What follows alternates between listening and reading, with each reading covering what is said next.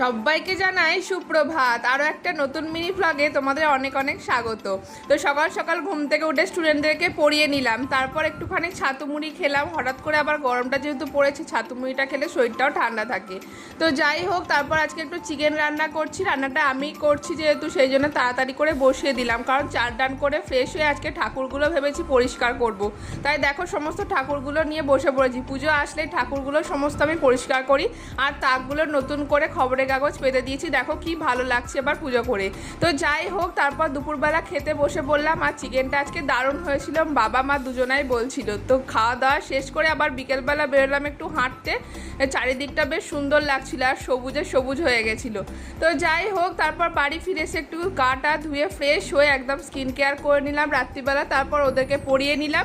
তারপর রাত্রিবেলার ডিনারটা সারলাম রুটি আর সিম্পল একটা তরকারি দিয়ে। ভিডিওটা কেমন লাগলো অবশ্যই একটা ছোট্ট কমেন্ট করে জানিও।